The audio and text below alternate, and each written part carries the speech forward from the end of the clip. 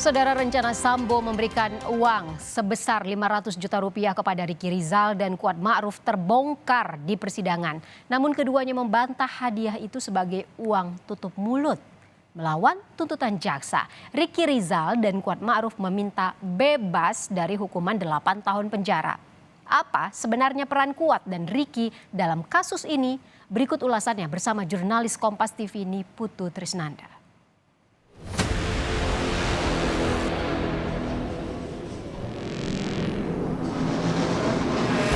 Perasaan bersalah nggak? Kalau dibilang bersalah, saya lebih menyampaikan kalau menyesali kejadian seperti ini. Sali ya?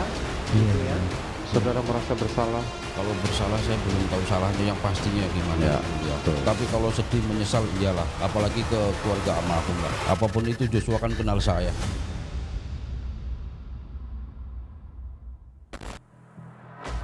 Dalam perkara pembunuhan berencana Brigadir Yosua, ada 2 nama lagi di luar nama-nama yang sering kita dengar, tetapi dianggap jaksa penuntut umum juga memiliki peran dalam kematian Yosua Huta Barat.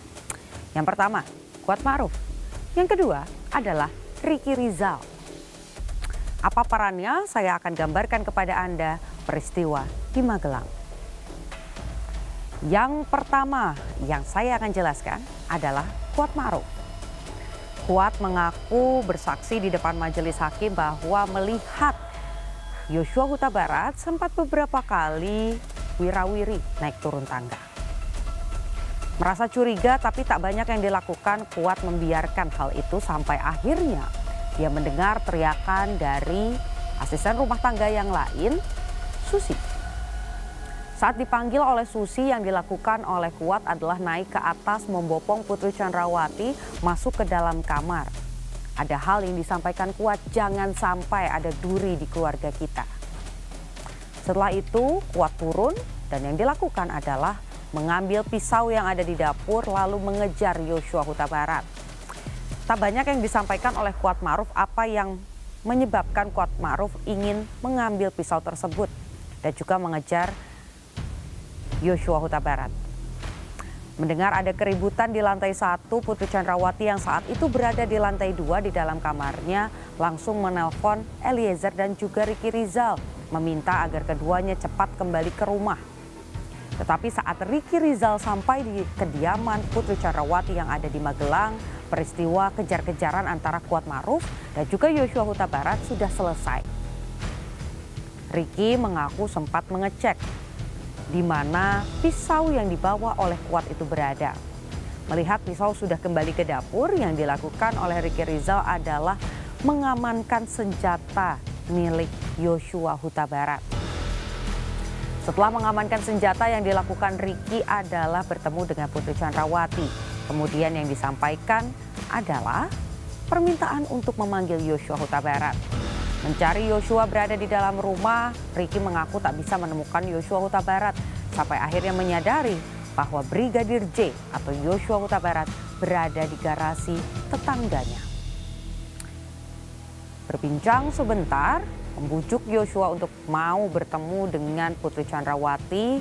Akhirnya Yosua mau menemui Putri Chandrawati. Bersama-sama naik ke lantai 2 menemui Putri Chandrawati. Hanya Yosua Huta Barat yang masuk ke dalam kamar. Ricky saat itu berjaga di area depan.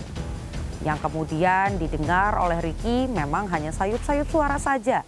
Bahkan dalam keterangannya pada saat proses persidangan berlangsung, Ricky mengaku tak yakin apa yang dibicarakan oleh keduanya. Singkat cerita, rombongan yang di dalamnya ada Kuat Ma'ruf dan juga Ricky Rizal berangkat menuju ke Jakarta, yang ditulis oleh jaksa penuntut umum dalam tuntutan baik itu untuk Ricky Rizal dan juga Kuat Ma'ruf adalah keduanya dinilai ikut terlibat dalam skenario. Meskipun Ricky Rizal menolak untuk menembak, Kuat Ma'ruf tak melakukan apa-apa, hanya mengawasi saja dan menutup beberapa pintu dan juga jendela yang ada di Duren 3. Tetapi menurut jaksa penuntut umum, skenario sebetulnya sudah ada sejak berada di Magelang. Ricky Rizal yang mengamankan senjata, Kuat Ma'ruf yang membawa pisau, ini memperberat dan juga merugikan keduanya. Baik Ricky Rizal dan juga Kuat Ma'ruf dituntut pidana selama 8 tahun pidana penjara, sama dengan Putri Chandrawati, lebih rendah dari Richard Eliezer. Keduanya sudah menyampaikan nota pembelaan bahwa merasa bahwa tidak ada keterlibatan sama sekali dengan skenario yang ada. Tetapi lagi-lagi keputusan ada di majelis hakim. Apakah majelis hakim akan berpihak pada jaksa penuntut umum dan mengabulkan tuntutan dari jaksa penuntut umum, atau justru jaksa penuntut umum punya penilaian yang berbeda? Kita nantikan bagaimana keputusannya pada pekan depan.